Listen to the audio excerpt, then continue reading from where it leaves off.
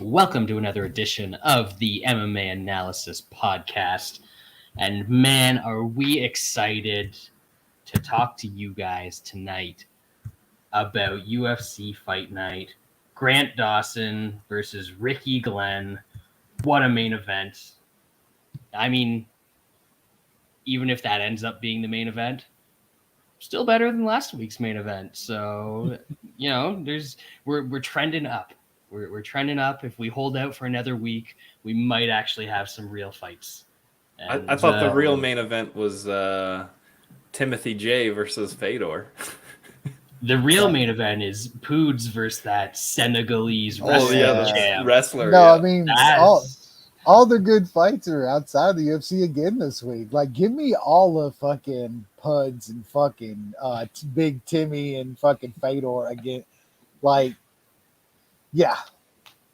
I do like the UFC. That Bellator card is an M1 card, eh? Like, what the fuck? You see that? There's like nobody on there. They're in Russia. Not Russian. They're in Russia, all jacked up on the Sputnik. You know what I'm saying? Like, all you're getting is Russian fighters now.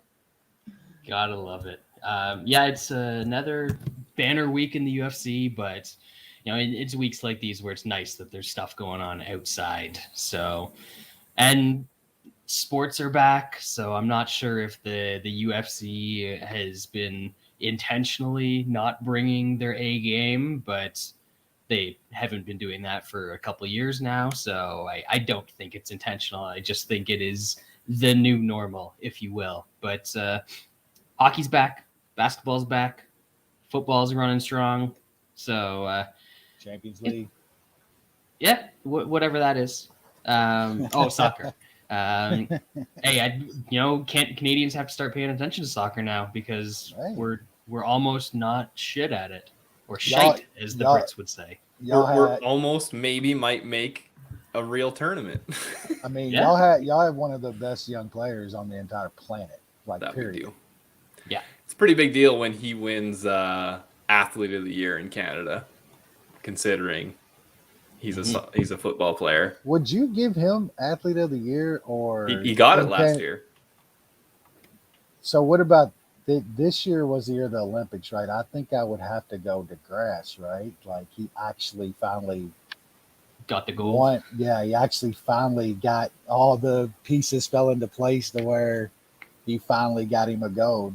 That's pretty fucking. That's cool. A tough sell because there's a other Olympian that just broke the record for most Olympic medals by a Canadian at like 8 medals. So I don't think he's gonna be the track athlete that do they not gets the nomination. Male, female for that stuff?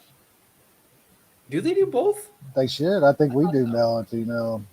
But like what he runs in. His Olympic sport is king fucking dingaling over just about everything else. Like, the 100 and 200 are the track events, Yeah. But you're right. It is male and female. So Penny, you'll get it for the women. Oh no, sorry. It's athlete. They don't split it between genders. She actually won it at the last the last time the Olympics went in 2016. Did she actually win anything in these Olympics though, or did she just win a bunch of medals? Because I think she won a bunch of medals. Like she won the relay, but then she got like a bunch of like bronzes and stuff like that. Like she got the gold last. Wes time. is just like, what the fuck are you guys talking about? Y'all are talking about some chick winning some bronze medals and shit stuff, or exactly. DeGrasse literally beating the fastest dudes in the world in one of the two of the best disciplines. Like, come on. That's right. That goes means more than about any of them. So Davis split it with a random American football player that I don't even know his name. Chuba Hubbard? No, not yet. That might be a couple years. Who was the something other guy called Laurent Duvernay Tardif? He's a guard for the Chiefs. That's because he was the one that sat out the NFL season because he's also like he's a doctor. He did like he sat out the season to go do COVID. So that's a very Canadian thing. He's also very good. He's a good football player too. Yeah, I believe he did play their Super Bowl year, right? Yes, I'm pretty sure he was on that line. Yeah. I mean, he's back on the roster this year, but they haven't played him. I saw him on the sidelines a couple times. They signed like two of the biggest offensive line free agents this offseason. Not that it's mattered. How's that working out? Yeah, talk about in shambles, bro. Like, woo, man. Like you're about to like you're gonna be one of those teams that waste the fucking just generational talent, man. Because it ain't even really doesn't matter. Fuck that offensive line. Us three could be in the center of that offensive line. You got Patrick fucking Mahomes and Kelsey and all that. It's that defense, man. Like, my God, bad. Yeah, not the lines, but it's bad. It's not crazy. Not the game. We're talking about practice, man. We're talking about practice. Brad's coach is literally sitting there bawling his eyes out and shit, like trying to get his boys like that. That means more to Lions fans than wins. All right. I mean, because we don't have any. So y'all used to looking in the mirror and seeing that sight these days, just tears streaming down your face. You share the pain. You can relate, right? Yeah. Yeah. As you guys can tell, Lance is not with us this week. He is recovering from 6 days in Vegas or whatever. Apparently had a good time, made it back, or at least made it to the airport. We don't know that he's made it all the way back yet, but hung out with a bunch of people. So good for him. The rest of us had to sit at home. Yep. Either stuck on the other side of the border or with a crying baby. Oh, God. But we are going to recap last week's card very quickly. I still haven't seen any of it. And we're going to break down this week's card probably also very quickly. Maybe toss in some Bellator, maybe toss in some KSW. We'll see where the evening takes us. Some heavyweight goat talk. That's right. Timmy Big D. We can do that. So yeah, last week there was a UFC card. As I said, haven't seen any of it. I don't know how much you guys watched. I assume all of it because I know you guys. It's all about hard work and dedication with you two. Something like that. Yeah. So yeah, we'll go through top to bottom because I could name the top and name the bottom, and you probably couldn't tell the difference. So, Ariane Cannellone's third round rear naked choke over Estela Nunes. Sure. Dana Batgirl. We got this one wrong. I thought that Brandon Davis was going to be able to take the shit for the first round and then come back and whoops, apparently not. Dead 2 minutes into the first round. I'm going to lose a bunch of money betting against this guy because I don't think he's good, but he has big power. Like you, I was surprised he got finished. I mean, it wasn't a clean finish, but he was giving it to him. I'm just going to keep fading him and continue losing money. And then eventually he's going to face, somebody who can take it as well as somebody who can possibly wrestle. And then at that point, I'll win up a sliver back of what I lose against him. Yeah. I mean, at this point, is he really that much better than he was when he lost to Haile Alatang? No, he's the same guy, but yeah. How was that heat? He hits fucking hard and he throws some pretty good fucking strikes. His shit's tight and clean, but we just was on the wrong guy here, man. Like the dude, he's the guy he was when he was here before. Like he can't take that shit.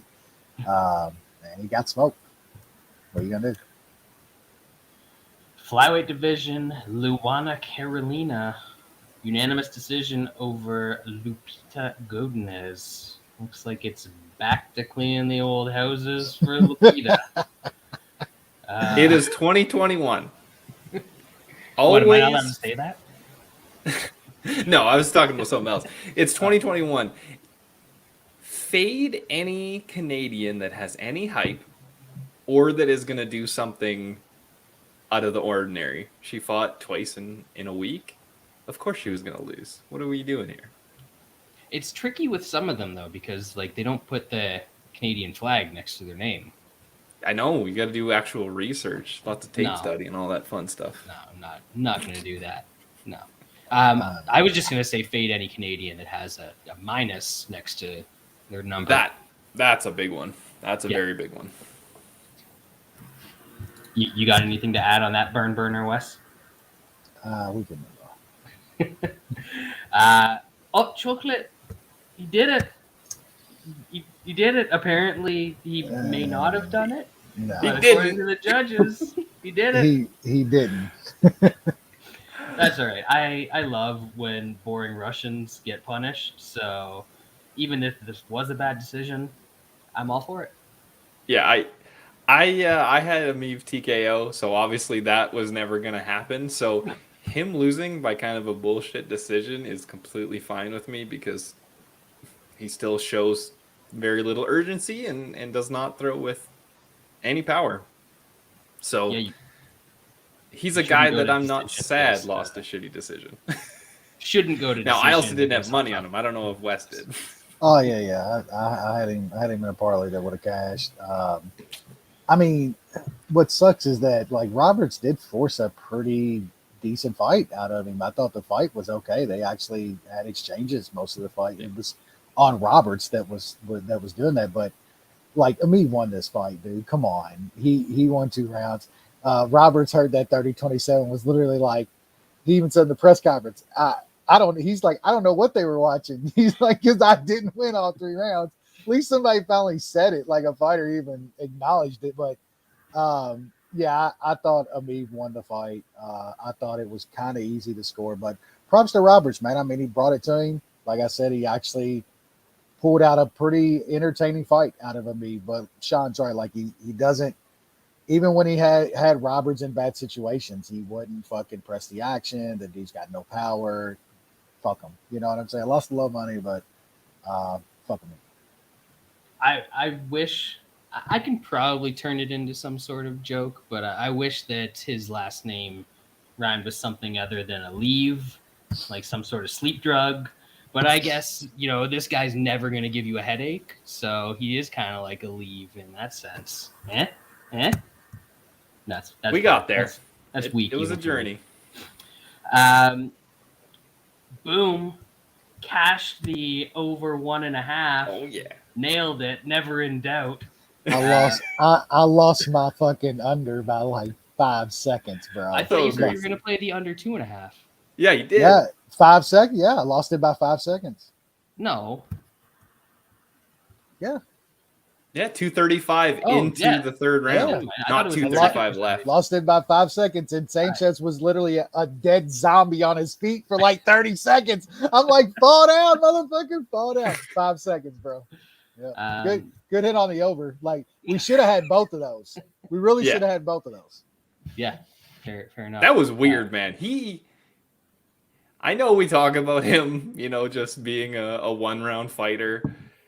That was weird because he didn't look terrible in the second round, and then literally gets off the stool and he is a zombie. Like, it's someone like straight up just zapped his fucking health away in between rounds, because it was like from one extreme, like it was very extreme, just walking like a zombie, asking to be knocked out. How did Silva look after round 1? Was he a little gassy as well? I mean, I wouldn't say gassy, but he's slow anyway. It's not like he does a ton, but Sanchez kept up a decent pace into the second round. Like that, I think that was more the problem. But like Sean said, it was literally like a different dude walked out and off that stool. And it was like that. It ain't like towards the end of the second, he was gassing so hard to where you're like, he's done, He was still looking okay towards the end of the round, and then dead man. It's wild. That dude, he's always had some talent, man. The guy can fucking wrestle. He can get you down. His ground and pound's good. His hands, I think you mentioned last week, his hands aren't horrible. They've gotten better. But my God, man, there's few people I've seen fall off like that guy with his cardio. Two of the judges had it 1 each, and one of them actually had it 2-0 Sanchez going into the third. Interesting. He's like one of those guys that should just like never sit down between rounds. As soon as he sits, he's like me when I'm done a day of work.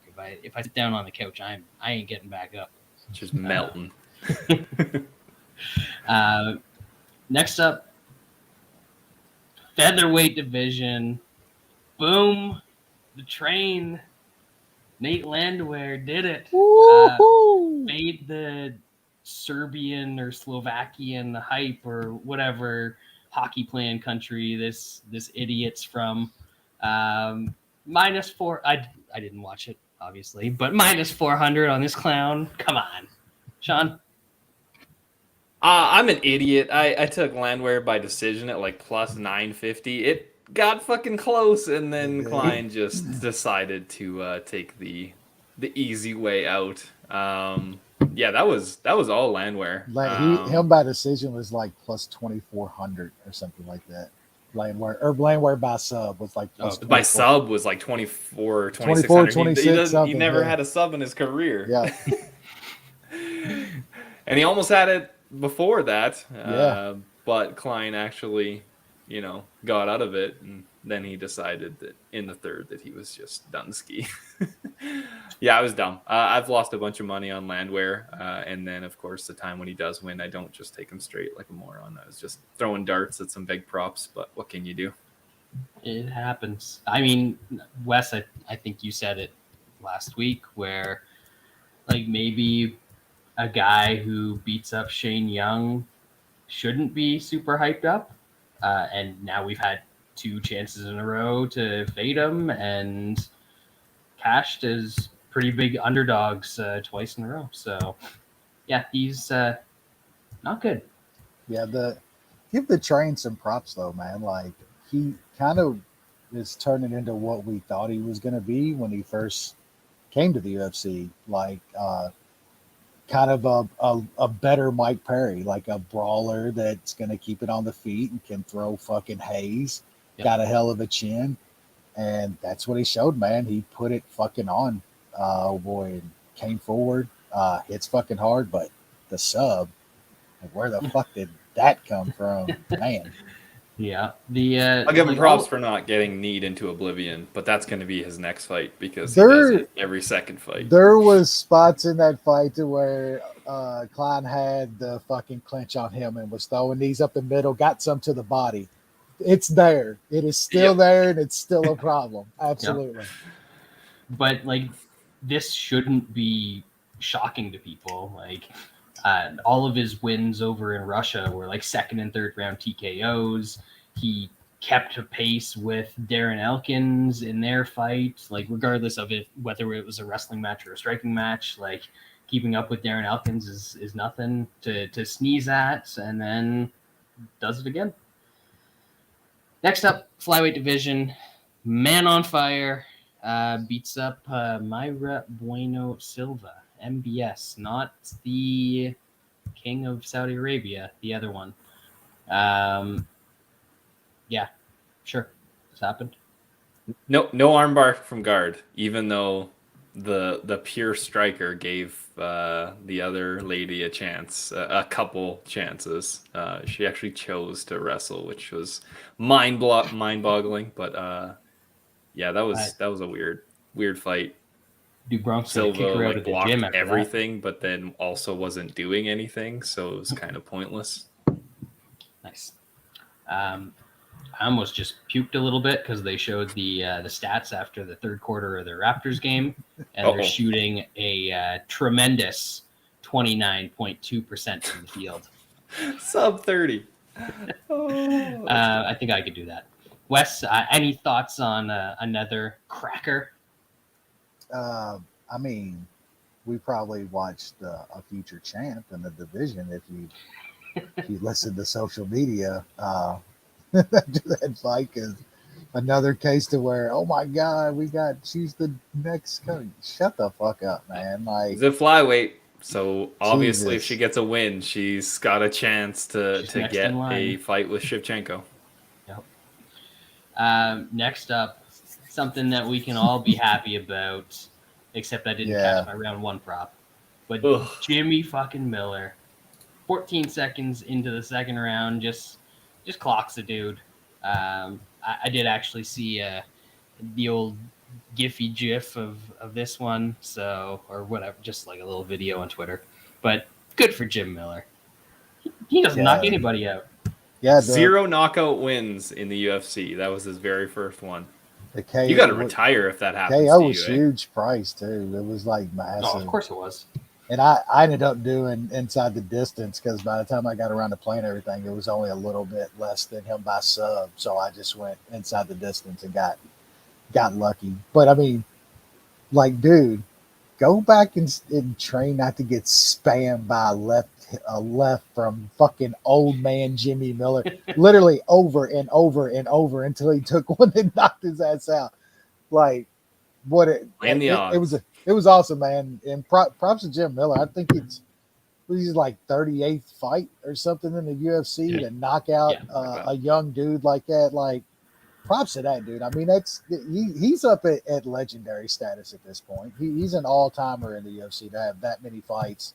You know, like I think I said, he never got like top 5 or anything. I'm not talking like skill-wise or anything, but to have that many fights in the UFC and to fight some of the guys he's fought in probably the deepest division historically that we've seen in the UFC, it's pretty impressive, man. Props to old man Miller.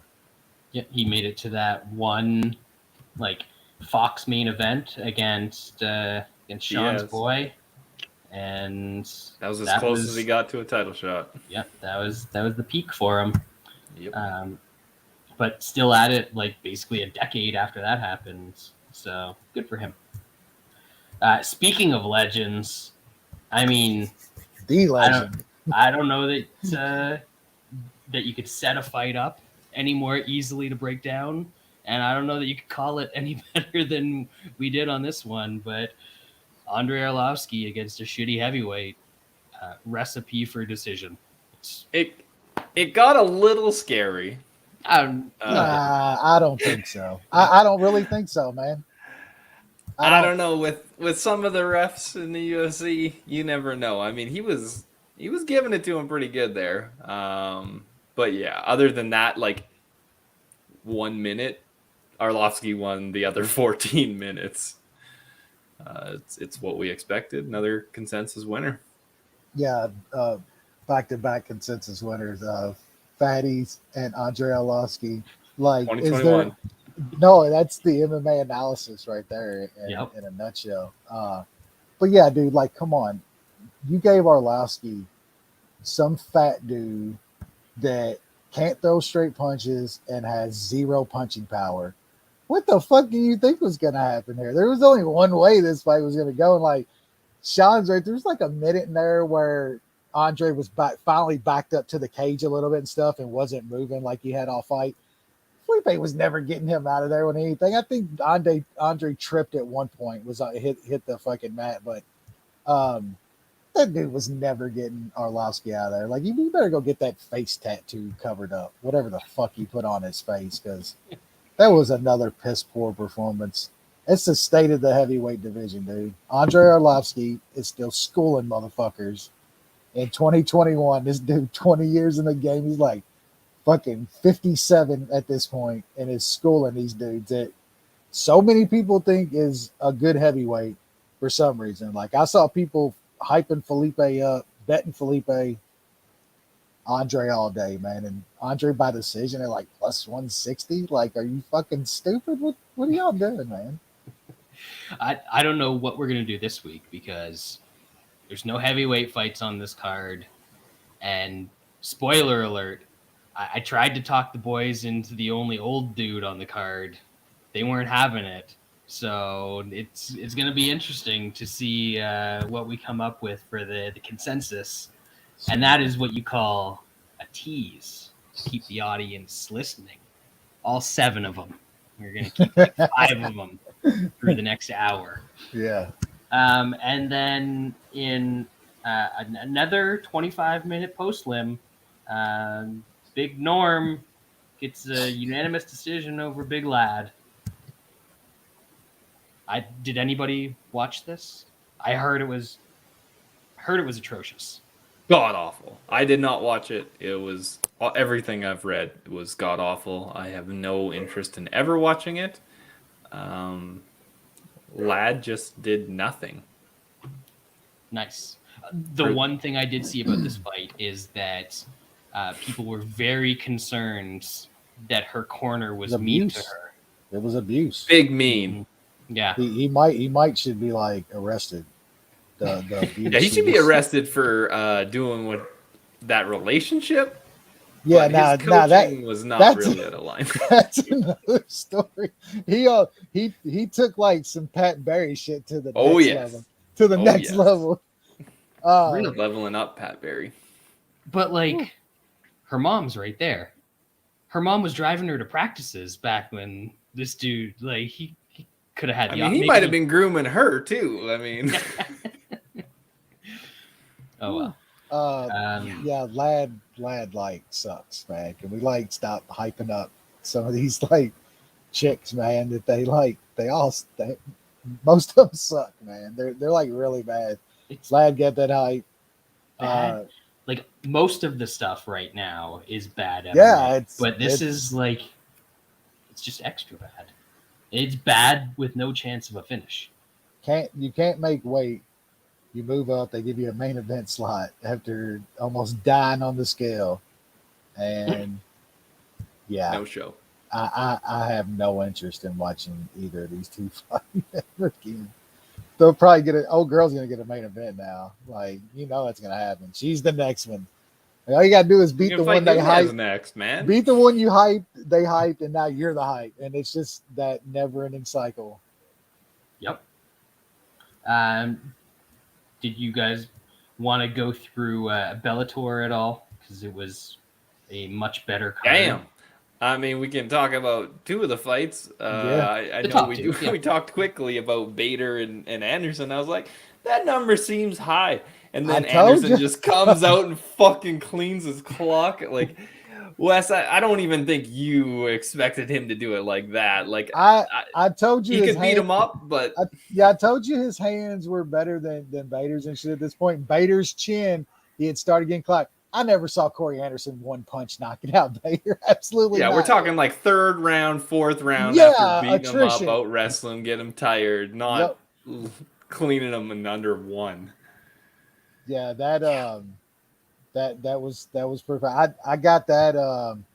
I got my Anderson and put him with Nemkov. Nemkov just is a fucking tank. He's pretty good. He beat on like.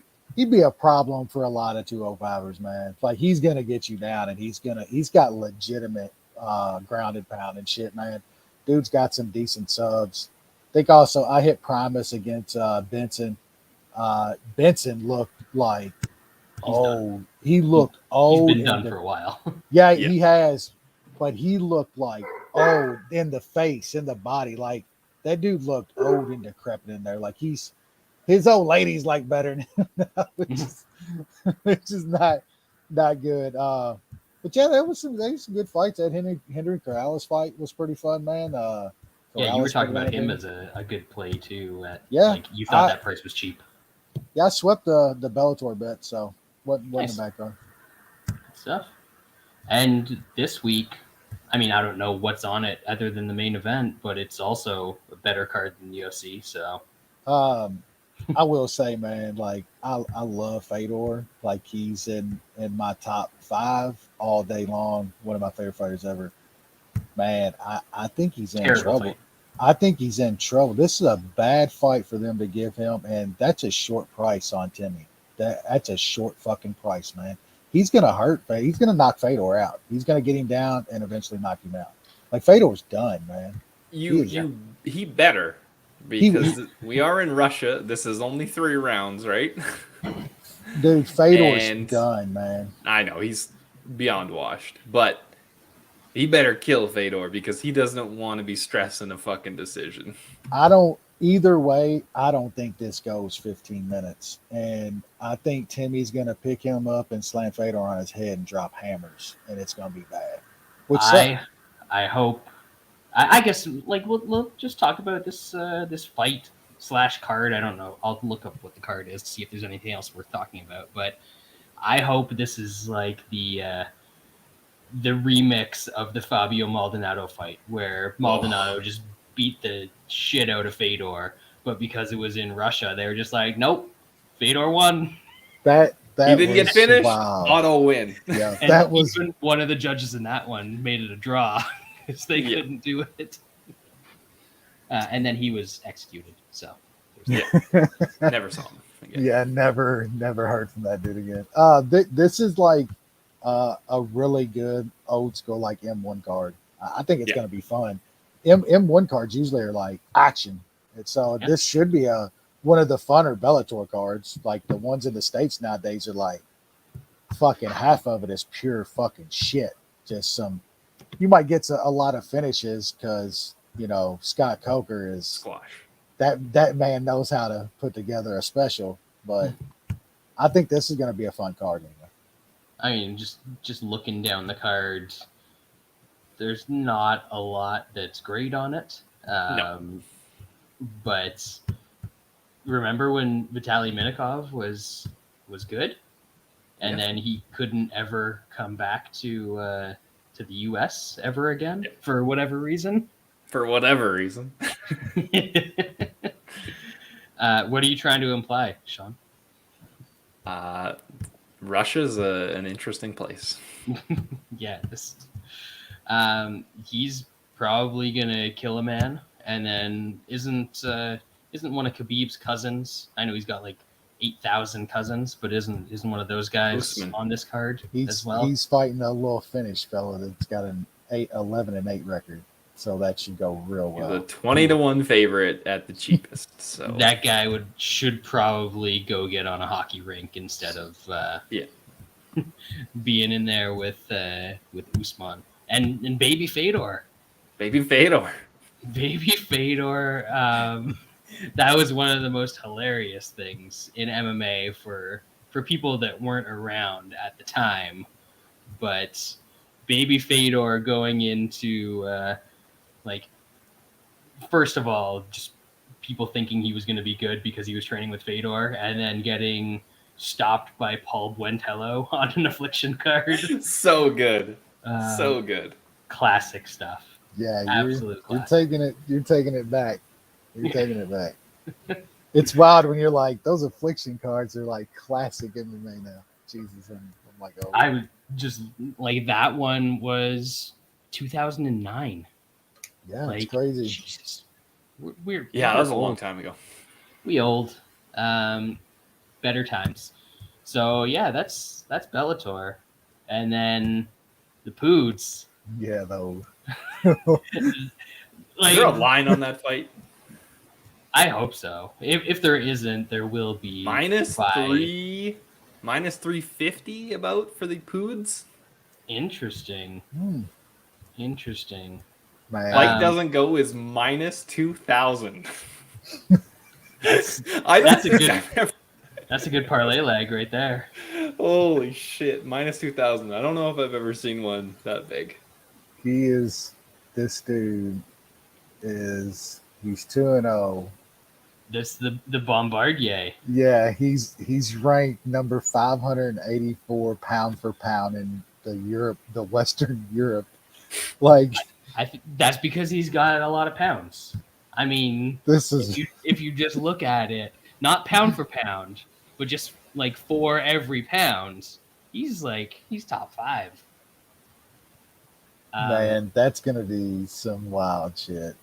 Nobody does a sideshow, a freak show fight like KSW. No, and like PUDZZZZ has been involved. He's been involved in so many of them over the past fucking 10 years. It's like dude's got like a cult following. Like you watch KSW cards when it's him on it. Yeah, you're streaming that shit absolutely every time. PUDZZZZ round 2 plus 700, Brad. Does that tickle your fancy at all? Oh, they got props on that? I mean, there's only one place you can bet it. I mean, of course, I have an account he's there. 44 now. Not many others will. I mean, his last fight, it went all the way into the third round. Yeah, he's got a lot of stoppages after the first round. He's never been a massive puncher because like his arms physically can't move to throw a fast punch or a hard punch. So yeah, I think that this guy's 45. Maybe. He's 45 years old. Holy shit. Yeah, I'm going to have to lock that in. That guy's 45? I thought he was, damn.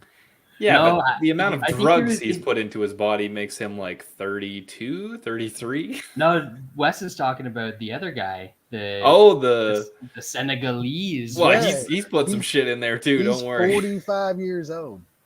Yeah. I think you were thinking of the other dude, Rug, the dude from Risen. That's the younger guy. Yeah.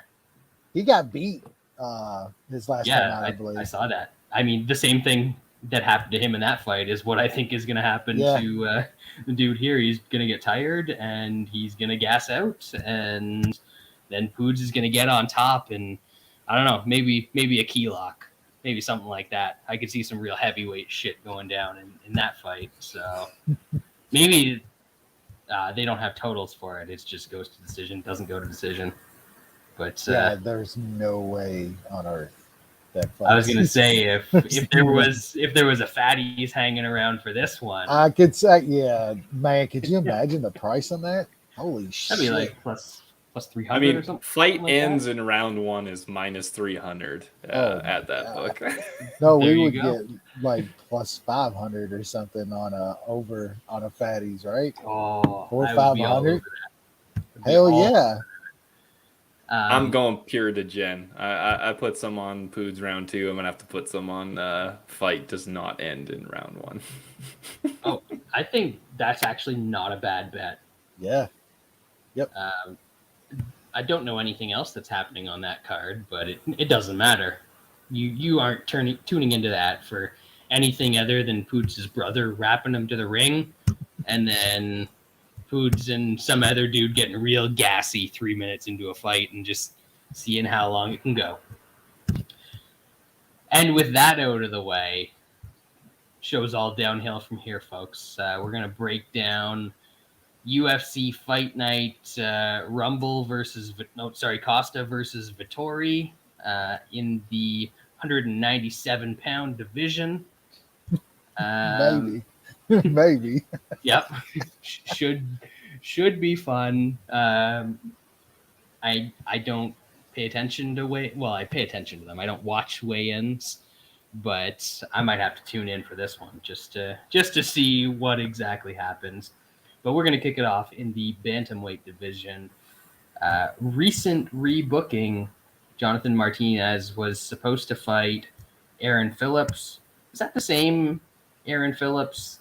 Yeah, he was in the UFC a while ago and then was out of the UFC and came back to the UFC and still bad. So that would have been a decent fight for Jonathan Martinez. And now he's fighting some dude from Georgia that everyone thinks is the greatest because he's from Georgia. So, Sean, is he going to continue to wave the flag of whatever the flag is on the state of Georgia? It's possible. I mean, it's interesting to see that Martinez was a minus like 350 favorite against Phillips, and now this guy on 3 days' notice is now minus 215 to Jonathan Martinez. That's quite the swing. I know he's undefeated. I know he's from Georgia, so obviously he's got a huge hype train behind him. The guys that he's beat are not great. I know Jonathan Martinez is nothing special. He does have good power, so I think we're gonna see this Georgian get tested. Same thing. Yeah. Maybe he is good enough. It might be worth a shot to find out. That's a pretty big price on a guy, like I said, on short notice, kind coming to the UFC against a guy that's fought some guys in the UFC. So I might sprinkle. Haven't decided. Depends how degen I get. It's a pretty terrible card and not great for betting either. So might have some pocket change on Jonathan Martinez. Wesley? Yeah, I thought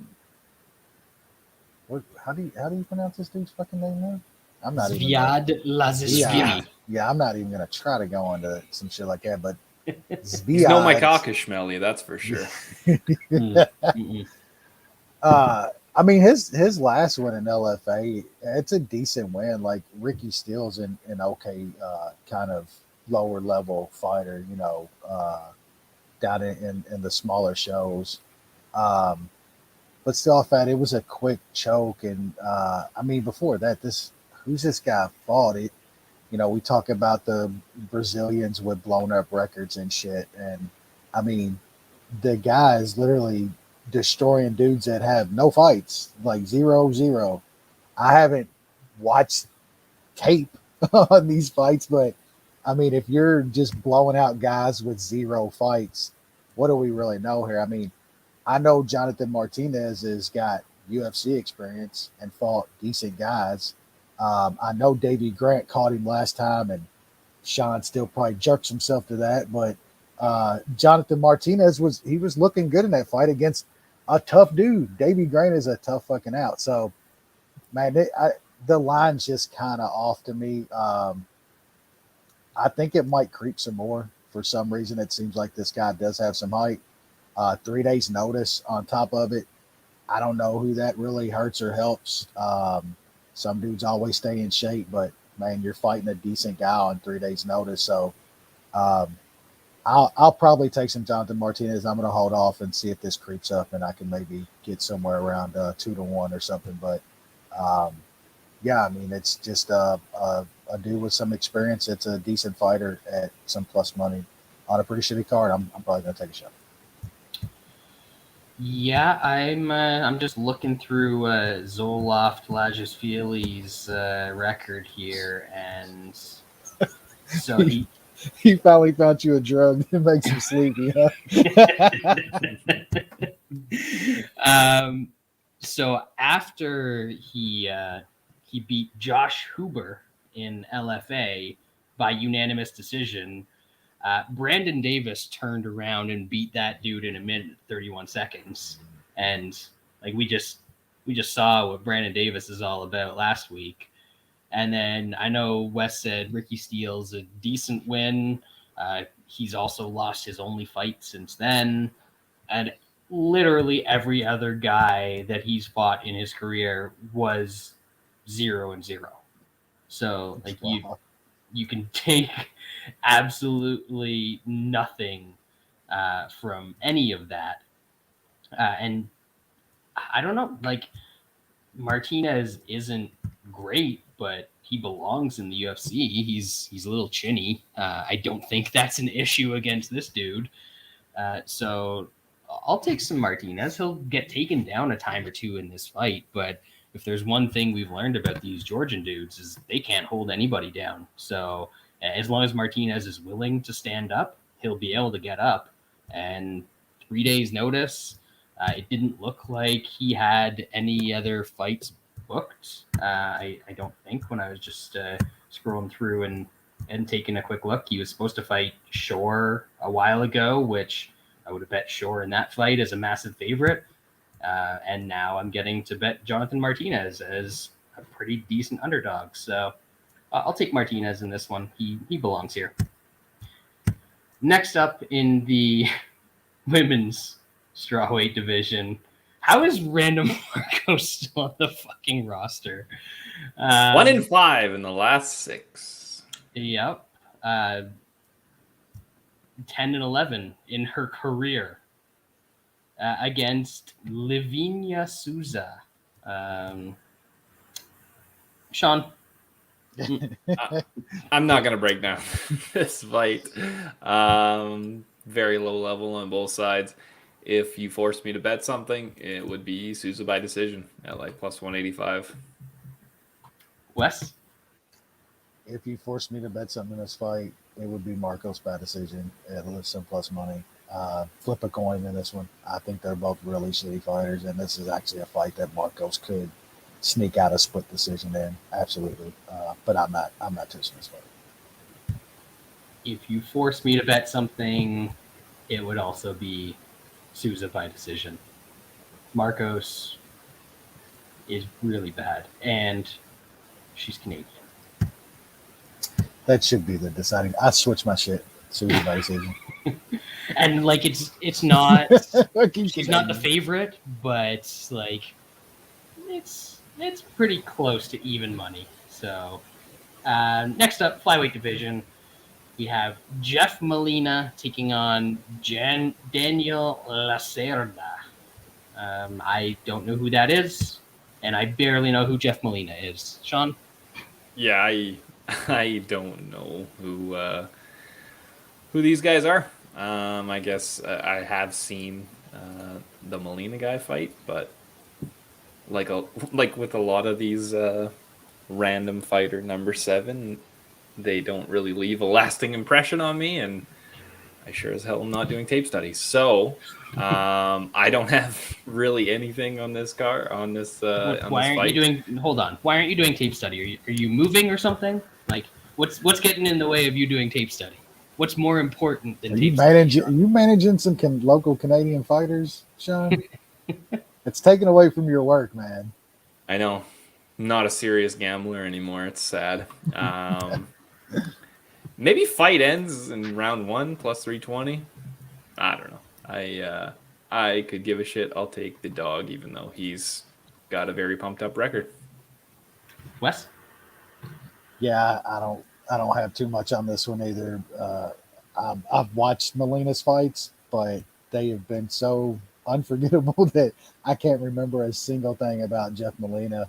But he is fighting the type of Brazilian that we just talked about, with absolute pumped up record from down there, Shudo and shit in Brazil. Smoking terrible fighters. Will he get Molina here? Who knows? I'll pick Molina because I'm not taking pumped up Brazilian. I'm not betting this fight whatsoever. Just looking at the under here, and kind of considering it, just because it looks like Lacerda finishes most of his fights. Molina did finish most of his fights until he started fighting guys who were actually somewhat decent. So obviously there's some potential. I do recall that in Molina's last fight, that was the Jacksonville card, I think, and he just threw like a million punches in that fight.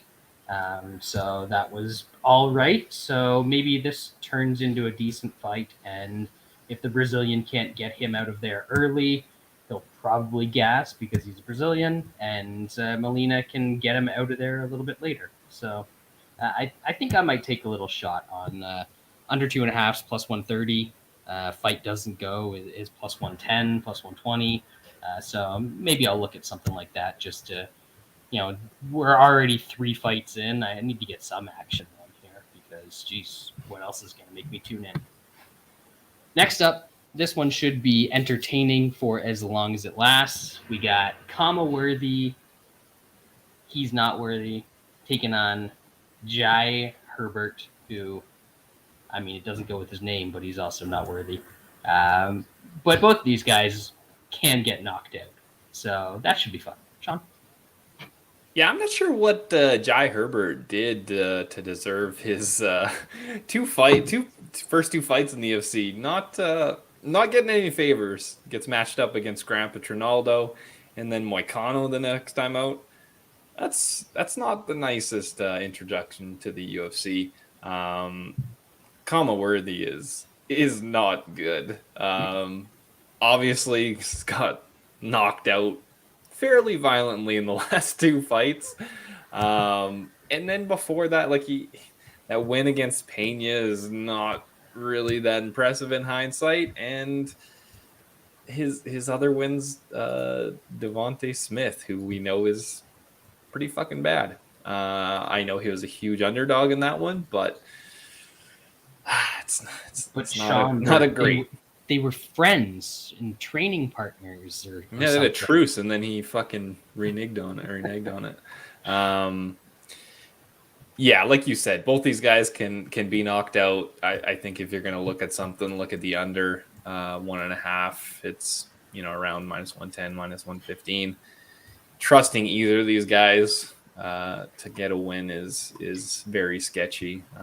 I'll pick Jai Herbert to knock out the Worthy, and hopefully he can do it inside a round and a half. Man, Jai Herbert's nickname cannot be real.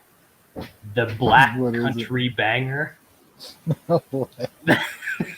That's what is this dude from, like Arkansas or some shit? Isn't he like English or something? He is. Yeah. Is he talking about like the breakfast, like bangers and mash? Like what's going on fucking here? Pork and beans. Beans on toast. Like, yeah. There you go, Jai Beans on Toast Herbert. That's the nickname for you, Jai. Wes, what do you got here? I almost have a feeling that this fight ends up getting a little sloppy and gassy. I've seen Herbert survive some shit and get this fight into the second and third round. I think a lot of steam comes off Worthy if he doesn't get guys out of there in the first round. Like the Pena fight went into the third, I believe. So is Jai Herbert really like a knockout artist to get Worthy out of there quick in the first round? And then if Worthy doesn't get him out of the first round, he's going to get gassy as hell. I don't know. I think this fight might go a little bit. I haven't bet anything. I was actually looking at the over. It's a coin flip though, like Sean's right. Like Worthy could knock him out in the first round. Worthy's chin is fucking questionable, so you'd be shocked if Herbert caught him and got him out of there. I just don't know if Herbert's got that kind of punching power necessarily. I haven't bet it. I'll probably end up passing since Sean likes the under, and I think Brad's kind of leaning that way too. So it'd probably be a pass for me. I'm going to pick Herbert. I think he stays away from Worthy's power in the first round and gets us going a little long, and Worthy gets a little gassy, and Herbert eventually gets him out of there in the later second or third round. Yeah, all of Worthy's losses, 8 losses in his MMA career, all of them have come in round 1 or round 2. I think it's like 5 in round 1, 3 in round 2, or something like that. So that one way or another, this fight is probably not making it late, because Jai Herbert isn't a huge puncher, but he does have some power. He's got some decent kicks. I think he can get something in on Herbert and put him away. So I like, if I'm leaning to a side here, it's Herbert. I don't know what the round props are. I haven't scrolled quite that far down. Herbert round 1 is plus 300. I don't love that because I think yeah, maybe Herbert round 2, but that's only plus 500. So would like a little bit more there. Worthy round 1 is plus 700, which isn't awful. If you like him, yeah. Take some of that. That's his only way to win, I think. But either way, maybe the 1.5 could be a bit iffy, although I do lean in that direction. But I certainly think that the 2.5 is minus 200. It's probably a pretty decent parlay leg, because I think if it doesn't happen early, Herbert gets him out of there, by the end of the second, if not partway through the third. Next up, we are in the middleweight division. Confused me for a second because I thought Starboy was a welterweight, but whatever. He's taking on Jamie Pickett, this fight is not good. Sean? These guys combined 0-5 in their last 5 fights. One got starched in a minute by Jordan Wright. Yeah, They that's are almost one random Markos. So close. Yeah, Pickett getting starched by Jordan Wright is a very, very bad look. Man, this number is big. I'm not gonna touch it because I don't want to waste money on Jamie Pickett. He's got easily beat in his last 2 fights, and his wins are not all that impressive. Should Staropoli be like a minus 230, minus 250 favorite? Probably not. He's not very good, and he probably should be a 170er. He fought. He's always been a 170er for the most part until last fight. He went up to 185, and he did nothing. He did 0 against the Lids. That was an absolutely horrible fight. I'll pick Pickett in Toutmaster. I don't want to waste money on him. We'll see if Staropoli can take down Pickett. I don't think he will. But Pickett can be knocked out, as we've seen. So it's going to be a scary fight, but I think it'll be fairly close and possibly go to a decision. Wes? Yeah, I kind of agree with most of that. I'm definitely not betting Pickett. There's just no way. But I don't see the old star man moving up to 180. Like, he's going to be way undersized to Pickett here. I'm not sure he has the power to get Pickett out of there necessarily. Man, I can't bet Pickett, though. Both of these dudes are absolutely fucking terrible. I do think it probably gets to a decision, though. Just don't think Staropoli's got the power to get Pickett out of there. And could see Pickett kind of grinding this a little bit, too. So, yeah, I like it to go to the decision. I guess I'll pick Pickett and Toutmaster, but fuck, man, I have no idea what to do with this fight as far as a bet, so I'm going to pass. I definitely think this is much closer than the line because I don't think Staropoli's good. Pickett also not good. I'm a little less worried about his chin than you guys seem to be. I mean, it's not like Staropoli is going to come out there and hit him with some ninja shit like the Beverly Hills Ninja. So you don't got to worry about that. I'll probably throw Pickett by decision in a round robin, just because it's plus 375, and that seems like it's way too big for a guy who has mostly been durable in his career against another bad fighter. And Staropoli's not a good wrestler. He's the dude that got out wrestled by the spinny Taekwondo Russian guy, right? Salikov? Yeah, Salikov. Yes. Yeah. That dude got out-wrestled grappled him. by him. So that's not good. So if people are relying on him to out-grapple Pickett in this one, I'm not sure I love those chances. So yeah, I'll look at some Pickett in this one. Next up, another strawweight women's fight. Tabitha Ricci, who has quite the caboose, is taking on Maria Oliveira, who I assume was just a random Brazilian name that was generated by the UFC. Sean? Yeah, you're not gonna get much from me. It's why is this fight happening? I have no idea. The Maria de Oliveira, she was on Contender Series, and then after that she fought once in 2019, and then she fought a 0-0 fighter in February of this year, and that's how she gets a shot into the UFC. Worth it. Yeah. Everybody wants to fight. Pass. Wes? Pass. This isn't even like a last minute fucking cancellation. They scheduled this fight. I literally have no idea, They bro. scheduled this. I think they want to get Tabitha Ricci a win because of the caboose. But rather than breaking down this fight, we did get an explanation about Jai Herbert's nickname. Apparently, Black Country is in the West Midlands, whatever the fuck that means. That sounds pretty made up to me, Steve. And it's named after the soot in the air from all the factory chimneys. So I think Steve's from a coal mining area from over there. So I'm just gonna say, based on what I know about England, that all sounds pretty racist, Steve. Yep. I don't know what to tell you, man, but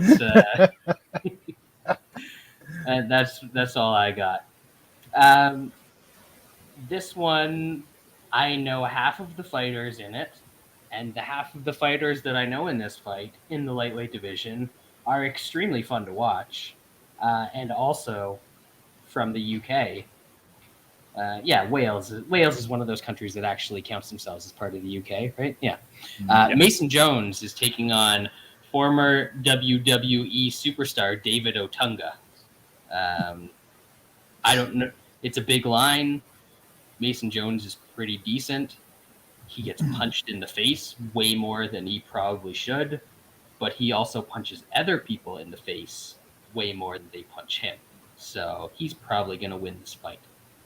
Sean? Yeah, don't have too much here. David Onama has finished every fight he's been in.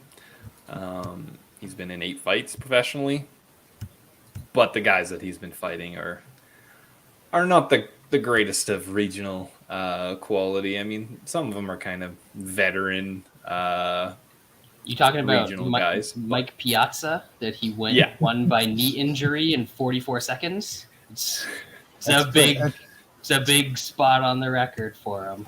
That's a Pizzola. Is that one of Rob's Italian cousins or something? Could be. One of the dumb ones that doesn't make money from gambling. Betting hockey. Throws away his money by trying to be a fighter. I mean this should be pretty fun. Obviously, it's a huge favorite, Mason Jones. He got really fucked in his last fight. I got super lucky because I was dumb and put money on Alan Patrick for whatever reason, whatever I was smoking that day. I would expect Mason Jones to win here and probably get a finish because I think David Onama is gonna force an action fight, and Jones should get through that, and then he should be able to finish him. Him inside the distance, minus 140. You always hate laying the juice inside the distance, but short notice, maybe it's worth it. Wes? Yeah, this looks like kind of getting one of James Cross's guys on a card because there's a couple Glory and Fitness guys on this card. Seems like a striker that's got a bunch of finishes against some terrible dudes. And Mason Jones is one of those Welshmen that seems like they can wrestle a little bit here. And I could see this kid getting bombed on his head. I like Jones in this spot. I think he's decent. He's a pretty decent fighter. With Sean, I got lucky. I don't know what the hell I was smoking last time when I was on Patrick too, but that was very, very lucky. But I like Jones in this spot. There's a spot later on the card that I just put with him to get kind of around some even money on the dude. So that inside the distance, not a bad look either. I think he might get some takedowns here and land some shit on top against a guy that I don't know if he can wrestle or not. So I like Mason Jones quite a bit. I agree. I like Mason Jones. He should probably win this fight. I'm just going to stay away from it because, I don't want to jump to conclusions, but this David Otunga fella, he looks pretty explosive. He's got a lot of early finishes, so maybe he comes out and he's got some silly power. I haven't gone back, obviously, and watched his old fights because tape studies for nerds. But if he does have huge power, then maybe Mason Jones does get punched a lot. So maybe something lands and gets him out of there early. If this turns into a prolonged fight, obviously Mason Jones is going to be the better fighter. But maybe I'll wait and see if Otunga round 1 is like plus 1,000 or some shit like that, and throw a little sprinkle on that. I'll make like a real dumb round robin for this card with that Pickett decision, Otunga round 1, whatever other stupid shit I can throw in there. But yeah, I'm gonna stay away from this.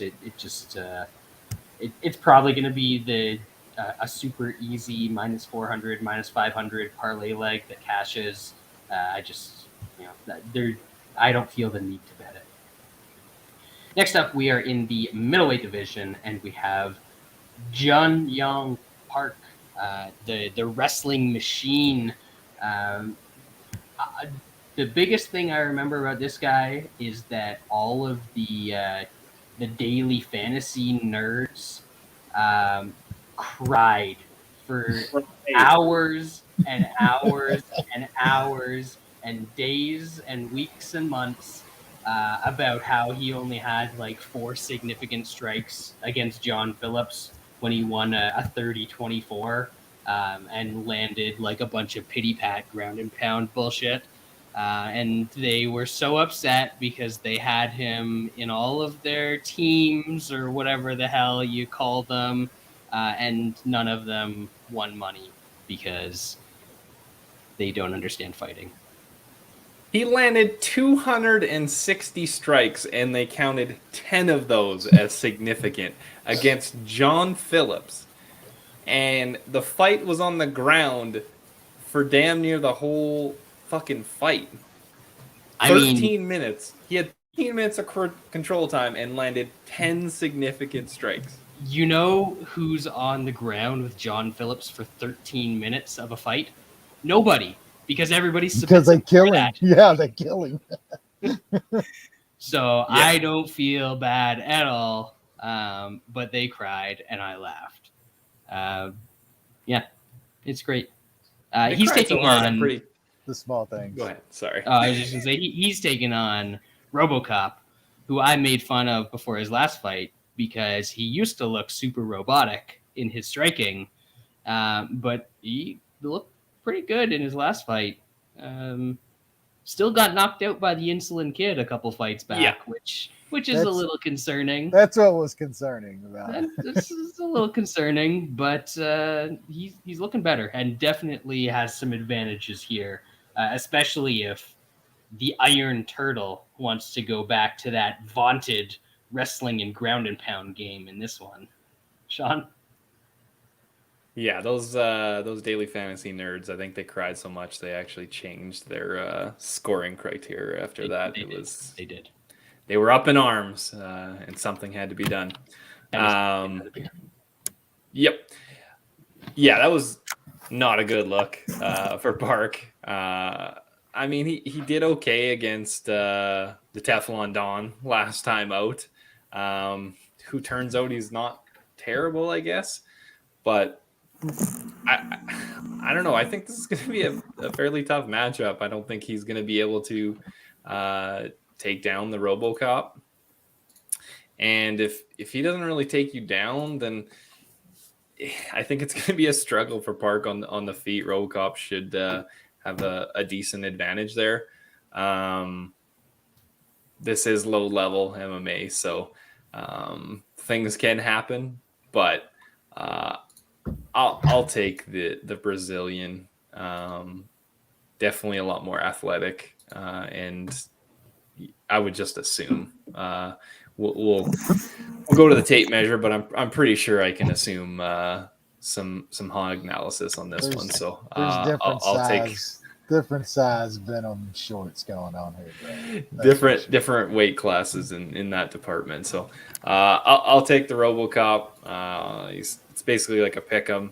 It'd be nice to get some plus money, but I'll probably play him small if he stays as a tiny favorite. As our boy Dan Tom says, some of these guys need room for 2 snakes in the Venom shorts. So I don't think Jung Young Park is one of those guys, if you know what I mean. Wes? I mean, he is called an Iron Turtle, so little turtle head. Little turtle head. Yeah, I like the old RoboCop here too. Brad kind of hit on a very important point that the last time out, man, his striking looked pretty good, and he's gonna be just massive here compared to fucking Park. Like Park should probably be down at 170.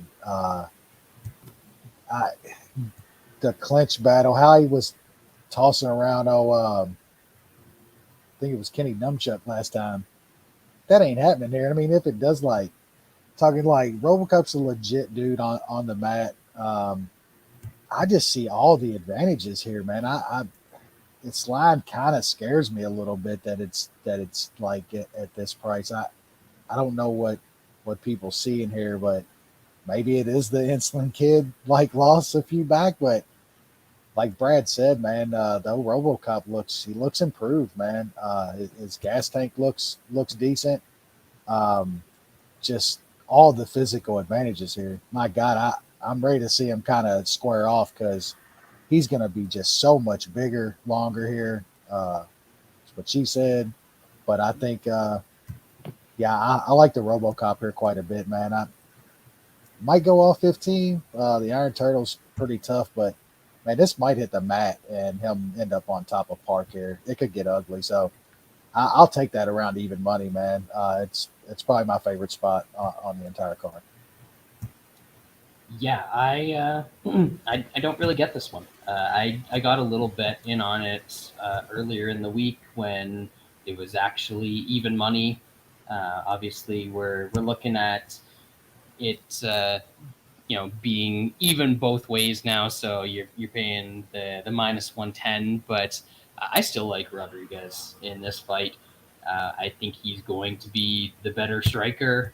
I don't think that Park really has the KO power that we need to worry about in this one. Terrible defense as he's moving forward to try and get in range. And this is a guy who has won all of his fights by out wrestling really bad wrestlers. Gets on top of them, lands those pity pat shots, even if there's a lot. I don't think he's going to be able to take Rodriguez down. I think Rodriguez might even be able to take him down in this fight. And if this is on the feet, I think that it is pretty heavily in Rodriguez's favor. So, yeah, this price being even, I like the RoboCop. He beat up the old Dusky Toads last time out, so he's got that. What was the Mid-South shine? What was Dusty's old territory? He's got that shine on him now. So minus 110, RoboCop is going to be the MMA Analysis consensus bet of the week. We're keeping them grimy these past few weeks. These consensus are just some grimy fucking bets. Woo. Honestly, looking at the rest of the cards, it could have been worse. It could have been a whole lot worse in terms of trying to find a bet. Speaking of worse, next fight, light heavyweight, the greatest division in all of MMA right now. We've got Negumereanu, Danny's little brother, not so good with the counting, so he has to get punched in the head for a living, taking on Ike Villanueva.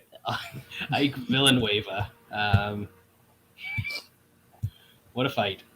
What a fight. Sean? Yeah, I thought this was Daniel Negreanu's illegitimate Romanian son, but I must have got some bad info. This is a terrible everything fight. You read on the internet. That's true. There's lots of fake news out there. So Ike Villanueva he has losses to some pretty amazing fighters in the UFC. You got the Pracknial, the Beverly Hills Ninja, and Chase Sherman. That is quite the trifecta right there. That is the holy trinity right there. Oh, that's what that is. That is bad. I don't want my money anywhere near this fight. I'll take Nicky Negreanu to finish Ike Villanueva, as pretty much everybody does in the UFC, unless you are fucking horrible. Wes. Yeah, I think Ike's gonna be in this fight for a little bit, and then he's not gonna be in the fight anymore, because Ike is one of the toughest dudes that I've seen around MMA. But man, he's not good. He's not. Yeah, he's gonna take a lot of punches here, and he's gonna crumble eventually. I don't think I can bet it, but though Nicky Negreanu inside the distance is like right around even money. I haven't looked at totals. Yeah, the total's kind of juicy, so probably no bet, but I think Nicky Negreanu gets Ike out of there eventually. Yeah, originally I was just thinking, this is an Ike fight. Maybe he's got the shot early on to land something. If he doesn't, his opponent's going to beat him up and he's probably going to get stopped. But the more I think about it, the more it seems like there's going to be a relatively early takedown. And then there's some serious submission potential for Lil Nicky in this one. So maybe in my my silly round robin, we're gonna go Pickett decision, Otunga round 1 if it's like plus 1,000, and then Nicky by submission, because that's at like plus 420, plus 400. So we got 3. I got to find another one in the rest of these fights somewhere. But yeah, Negreanu is gonna probably win this fight. It's probably gonna be quick as well. Actually, what's his round 1, Rob? It is 280, 250, 225 around there. Yeah, I'll have to see what 365 is. Sometimes they give me a little gift on those, so we'll see. Anyways, next up in the welterweight division, we have Dwight Grant. I mean, this man's name does not befit his appearance. Just not. Taking on an MMA Analysis staple, Grandpa Trinaldo, still doing. We had Robocop a couple fights ago. I meant to mention that even though he looks like he's 46, he's only 29. Grandpa Trinaldo, even though he looks like he's 73, he's only 57. So it's okay, but he's still doing the damn thing in the UFC. Sean, this should be entertaining? Question mark. I mean, Grandpa Trinaldo's not really in too many boring fights. There's usually some shit going on. Mm-hmm. I think we're just more amazed that a 67-year-old dude can still, get in there and scrap it out with some of these guys. It's always good to watch. But yeah, I've always been a big fan of the Grandpa. He's won me some decent money along his illustrious career. This 170-pound move, going up to 170. Love it. I know he probably has to do it. Old man strength. He is getting up there, and he probably is just like, I ain't got time to fucking cut weight anymore. I'm struggling here, but I don't think his power carries to 170 like it did at 155. And they're just bigger dudes, so he can't, rely on that wrestling as much as he was able to use at 155 when the when the striking wasn't really going his way. So it's tough for me to back him going up, like I said, and being a slight favorite. I always like to take Grandpa Trinaldo when he's a decent sized dog when I have low expectations for him. But this will be interesting. He's fighting a guy that's not that young either, surprisingly enough. Dwight Grant is 37 years old. But I think he's definitely a lot younger in fight years. So I'll pick Grandpa Trinaldo. I don't know if I can back him this time. I did against Salikov at a good number, and that didn't go great. But I still think he's got some skills. This will be a good test at his 66-year-old body. So I'll pick him, but no bet. So Wes, he's older in fight years. But is that canceled out by how much better he is at actually fighting? You would think, right? Possibly. Well, the big thing to me in this one, and like everybody else on this show, I've bet Grandpa so many times, made so much money. We're usually getting some decent plus money on no Grandpa most of the time. Moving up to 170, man, just kind of changed Grandpa, though, man. Sean's right. The power doesn't really carry up. It showed up big time last fight because I don't think much of Salikov, and he was able to body up Grandpa a lot in that fight. Grandpa landed some shit and really couldn't hurt him much, so it just kind of worries me at 170, man. Grant isn't great, so like it's hard to bet against Grandpa, but I'll probably pick him in this fight. But man, I'm having a hard time talking myself into betting him here. If he was a slight dog, I could probably talk myself into it. But I don't want to lay juice on him in a spot where I think it's going to be a close decision. It's going to be one of those where we could absolutely see a split decision, and we've seen the fuckery of these judges every single card. It just literally happened Tuesday night in the main event. One of the worst fucking decisions you'll ever see in your life, and it just fucking happened again. So it's hard to put we even betting this sport nowadays with all of these shitty fights with shitty fucking refs and shitty judges. It's hard, man. Like it really is. So I'm going to pick Grandpa. I'm going to stick with that. Can't pick against the old man, but I can't bet against him. Yeah, I feel like you make a decent point about the judges in this one because Dwight Grant has 3 wins in the UFC. One of them was over something called Carlo Peterboy. And then 2 of them were split decisions over now retired Alan Juban and Stefan Sukulik. I don't know who that is. That sounds made up. But he does not make much of an impression in fights, even when he wins. His losses are to Daniel Rodriguez, which is, that's all right. That's a good fighter, and he had some success there. I think he dropped Rodriguez at one point, and then also lost to Zach Otto. So he has not been fighting very good fighters in the UFC. And we know that regardless of how the fight turns out, that Grandpa Trinaldo is going to head back to the home. He's going to play some dominoes with George Jefferson, the normal nighttime activities that those old folks get into.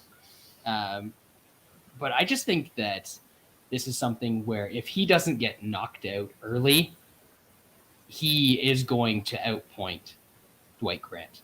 He is a significantly better fighter in pretty much every facet. And Grant isn't a guy who carries his power through 3 rounds.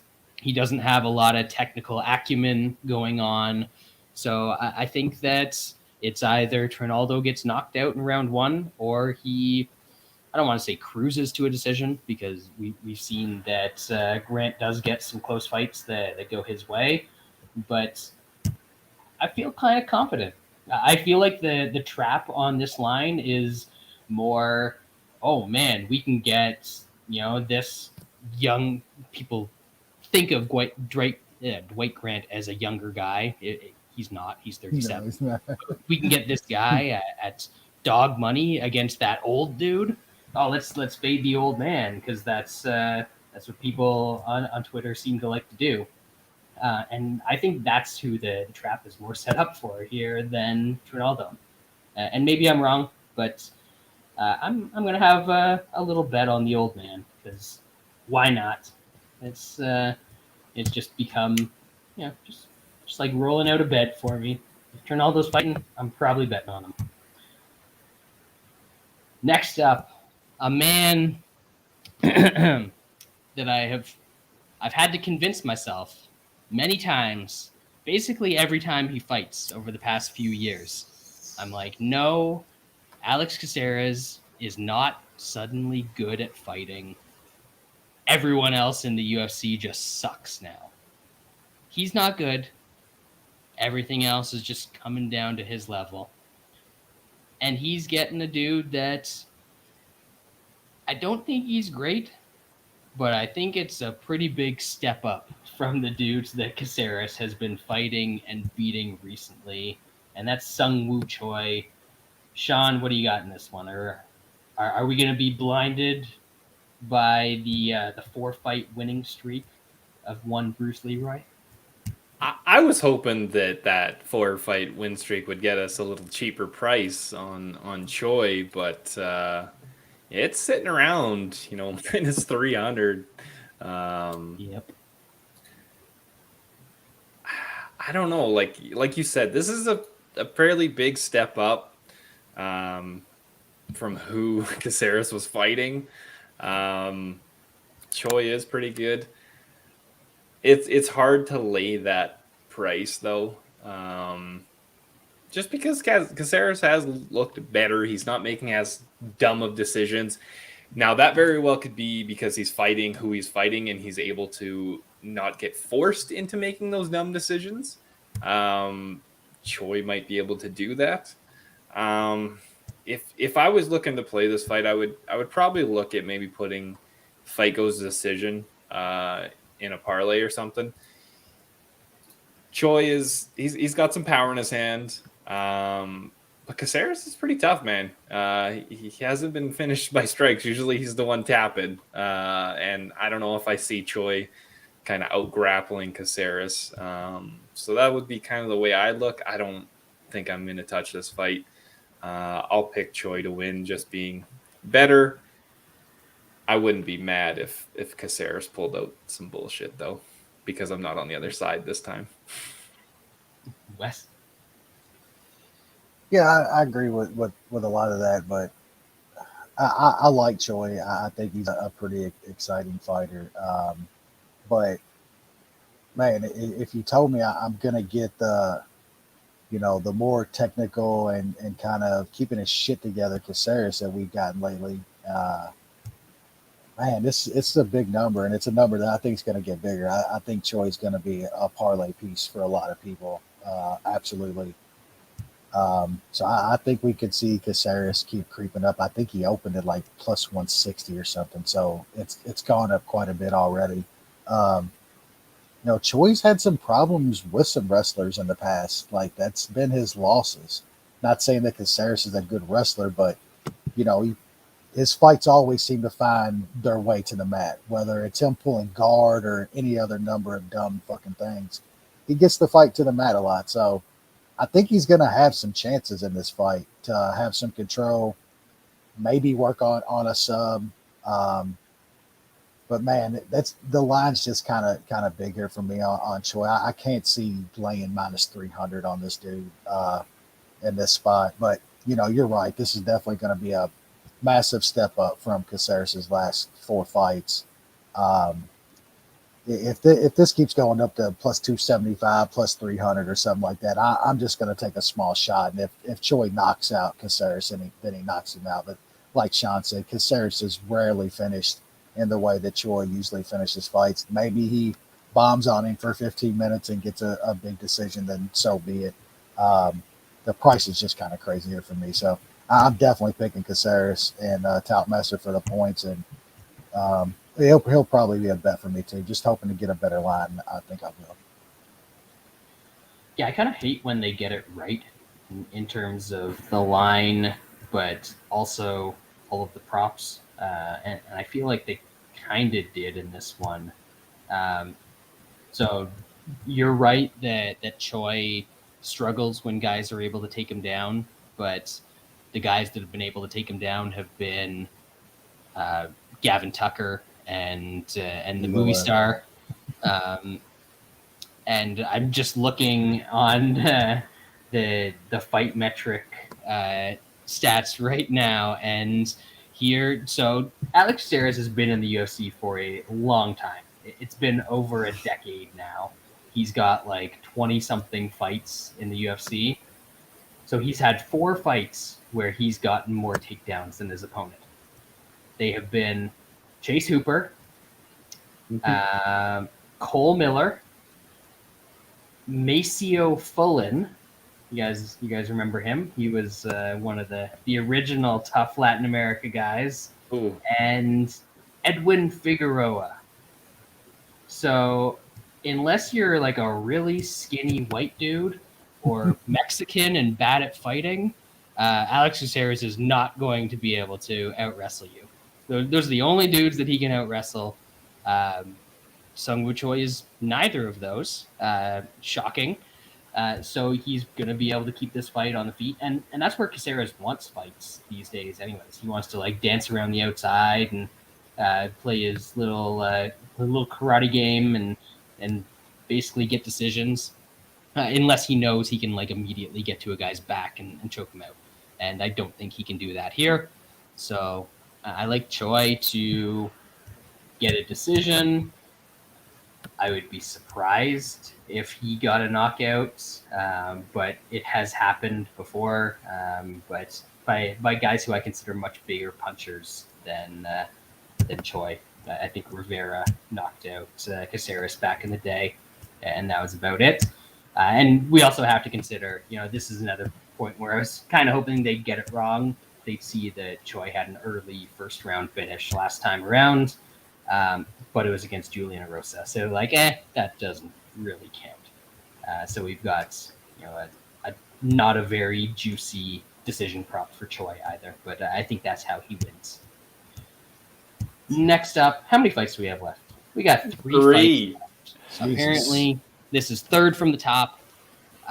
Jessica Rose Clark taking on Jocelyn Edwards. Jocelyn Edwards, she was supposed to be a future champ after she won a fight in the bantamweight division, right? Yeah. Okay. How's that working out for us? Oh, well. This one's a tough one for me because MMA math, Jessica Rose Clark beat the shit out of Sarah Alpar. Mm-hmm. Jocelyn Edwards lost to her somehow in LFA 3 years ago. But, yes, that is very bad. But Jessica Rose Clark has a face tattoo. Multiple. So this is a toughie for me. Wait. Do either of them have an OnlyFans account? I would assume Jessica Rose Clark has one, but I don't know that for sure. If she doesn't, then she guest stars on Beck Rollins' OnlyFans every once in a while. Yeah, guaranteed. That guaranteed, yeah. I would pick Jessica Rose Clark by decision. It's like plus 140. That's degenerate shit, but I'm probably not going to bet it. Wes? Yeah, I got nothing. Yeah. Who's the underdog? Unfortunately, the girl that lost to Sarah Alpar is the underdog. Doesn't matter. Low-level women's MMA, that's the bet. Co-main event, we got Grant Dawson taking on Ricky Glenn.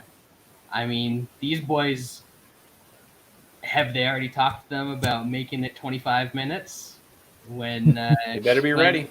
When the little drunk decides that he doesn't want to cut any more weight. Either way, this should be entertaining-ish if you like one-sided fights where one guy gets a lot of takedowns and then beats the shit out of the other guy. Sean? Yeah, I kind of think that's how this one goes.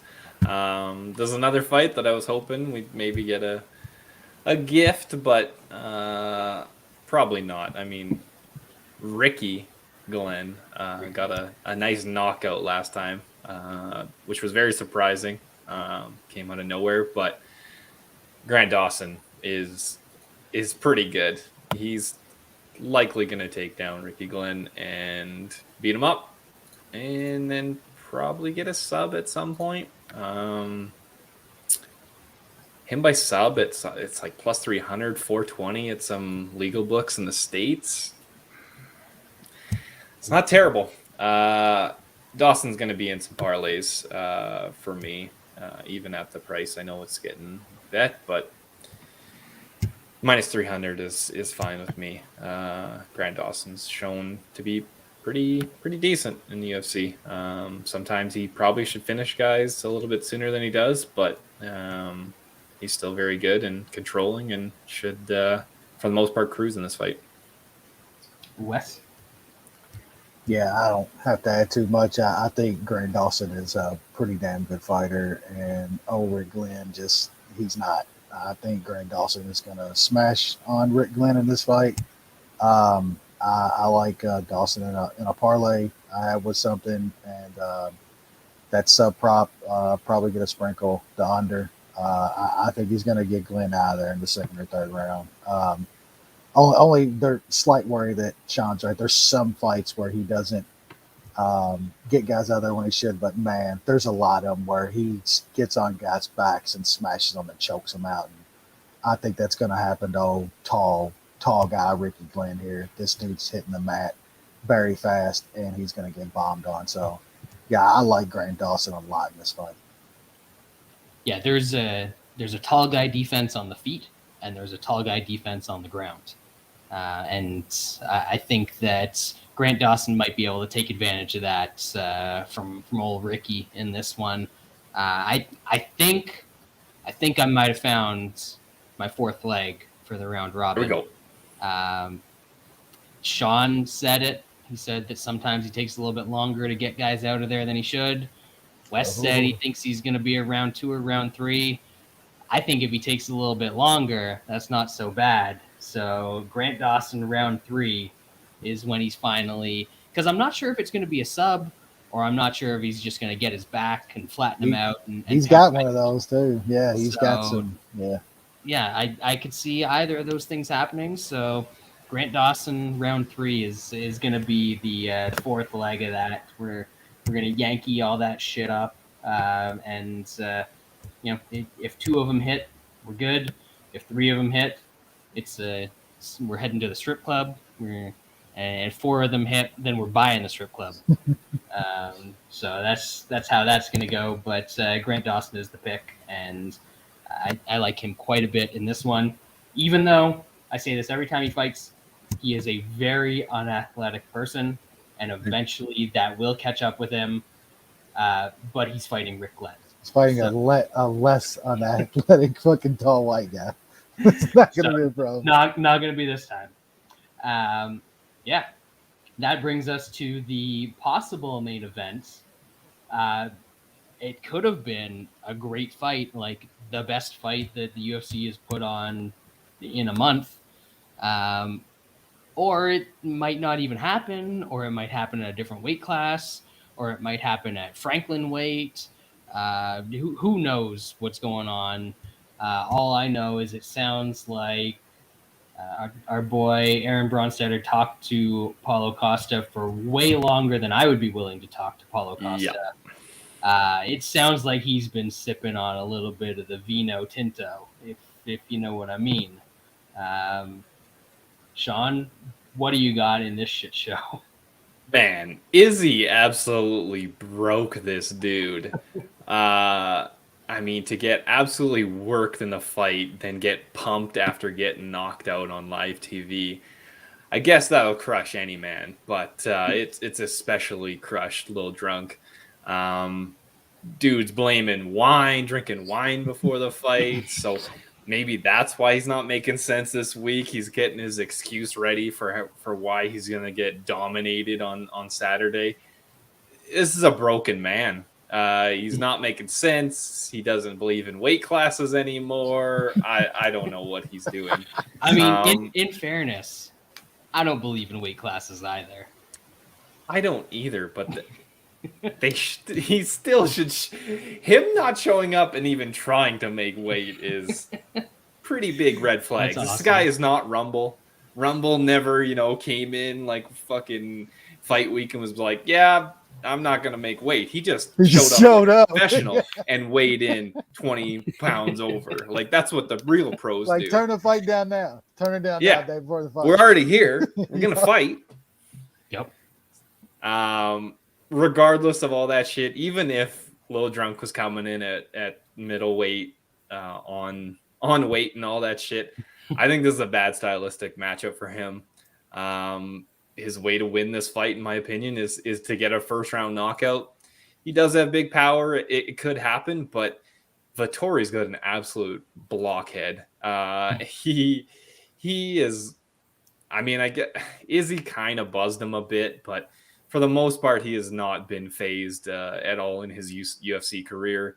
The dude probably should work on his offense, because I think it does need work, but for the most part, he's got good cardio, makes fairly good decisions in the cage, and I think he's just going to absolutely outwork Lil Drunk. He's not going to get finished in round one, and then it should be, for the most part, smooth sailings. I'm going to have Vettori in a bunch of parlays, spread it around. Him by decision is only like plus 200. By unanimous decision, it's like plus 280 or something like that. I don't know. I don't know if Lil Drunk can go 5 rounds. This might be a mercy stoppage. It's one of those where you got a guy that hasn't been finishing upper echelon guys. He might get the finish by way of his opponent not being able to stand after 15 minutes of wrestling and grappling and getting punched. So I might take a look at that points handicap that Dimes has. Might sprinkle on him inside the distance as well. Wesley. Yeah, I guess we should have seen it all coming when we knew his name was Lil Drunk, right? Like, this was all foretold. Like, is it our fault? Is it our fault? It's Brad's fault. Sorry, guys. Brad's fault. Him and Izzy running. I'm too worldly for this game. Yeah, like this guy, man.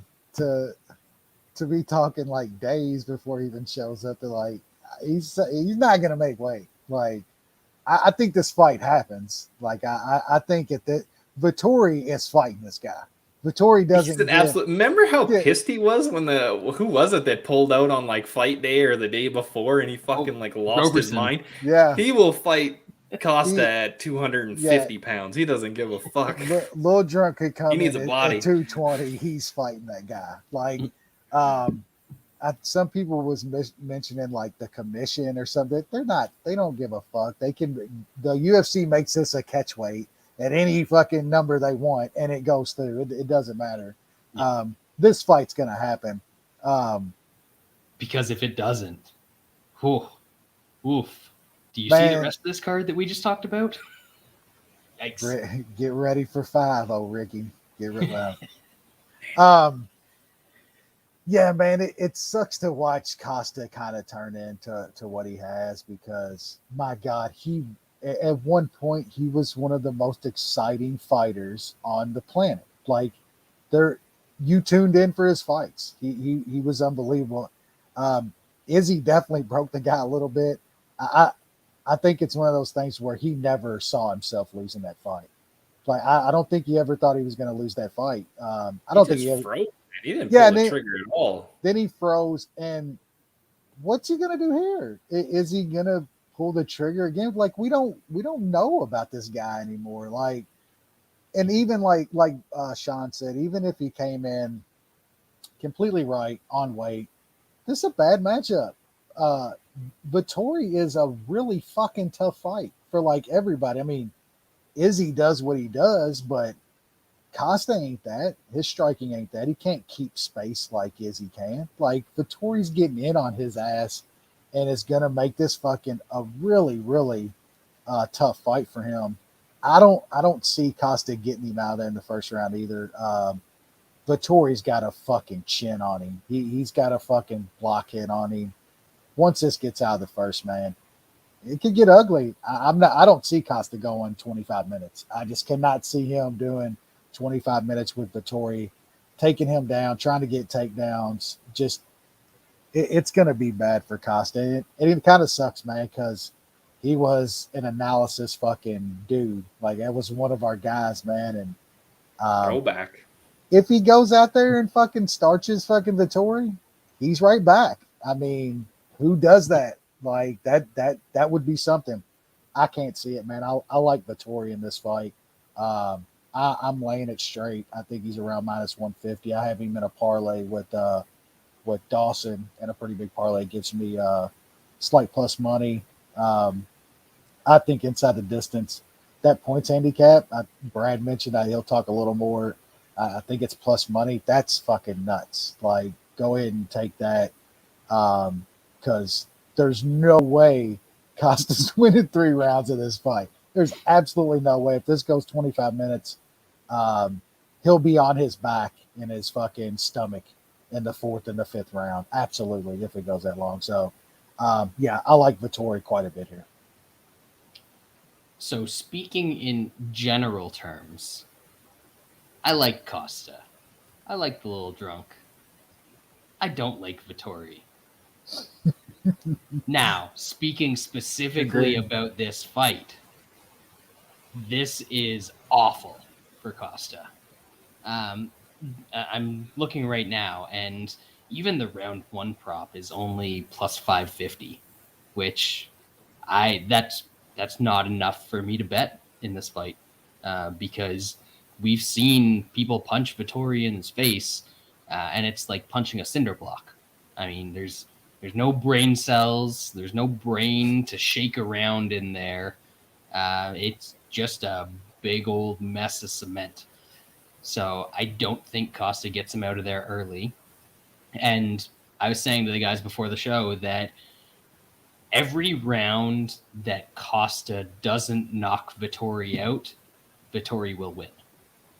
Which means that this is going to either be a 50-45, more than a 50-45, or Vettori is going to get a mercy stoppage at some point. So Dimes has the minus 5.5 at plus 125. I would be all over that. I am going to be all over that. I didn't see it until like 5 minutes before we started recording, which is the only reason I haven't bet it yet. Hopefully it hasn't moved, but I love that. I'm also probably going to sprinkle on Vettori round 4 and round 5, because I can get those at 25 and 33. And if Costa gets past 15 minutes, I think it is very easily going to be quitting time for him. So even though Vettori's not a finisher, I think there will be some very easy spots for him to get Costa out of there in those final couple rounds of this fight. So I like Costa, or as I said, I like Costa. I don't like Vettori, but in this fight, it is very much the other way around. I hope we get our Lil Drunk back, but man, the peaks and the valleys in MMA come so quickly, and I think this dude might already be past his peak, and you know his peak was wins over Johnny Hendricks and Uriah Hall, and then a questionable decision against Yoel Romero. A fun fight against Yolo. Yes, very fun fight against Yolo. Few people get to the spot he gets though and freezes that bad. That's just so worrisome, man. Like Yep. it really is. He just tried to completely change his game against a better striker. Like, can't do that. And everything since then, everything since then has not been bad. Created any sort of confidence. I mean, he withdrew from the fight against Whitaker. He withdrew from the fight against the Crystal Man, and now he's trying to withdraw without withdrawing against Vettori. I'm guessing at this point he probably needs the money from a fight, so he's gonna show up and take 70% of his purse or whatever it's gonna end up being, and then go out there and probably lay an egg. So yeah, Vittori's gonna win this one. It's I don't think it's going to be pretty. And there's going to be a lot of people that are very low on Costa after this one, if he's even still in the UFC at that point, because I could see a scenario where after this fight, they just decide, you know what, we don't need your shit. So that'll be all she wrote. Anyway, I know we talked about some stuff other than the UFC this week, which excuses the length of the show. But we still talked way too fucking long tonight, this week. There's like 7 fights. Fucking cards like 18 fights of shit. I think we probably got about 20 minutes of Fedor and Poods talk in there too. So that's we kept it to a normal hour and a half if you take those things into consideration. Next week we'll have something to. Yeah, that's gonna be a banger. Yeah, we're not even gonna bother doing the quick preview of next week because we will talk about it enough. And I assume you guys are talking about the same thing that I'm talking about, which is Kayla Harrison going for another $1 million, baby. Hell yeah, brother. Oh, man. Worst investment in all of sports. Pound for fucking pound. But that's going to do it for this week's edition of the MMA Analysis. We appreciate you guys all joining us as usual, and anybody that threw some comments in the chat. I don't know how you guys do it, but you do it, and we love you for it. But that's going to do it for us. We will see you next week when it's garage season, baby.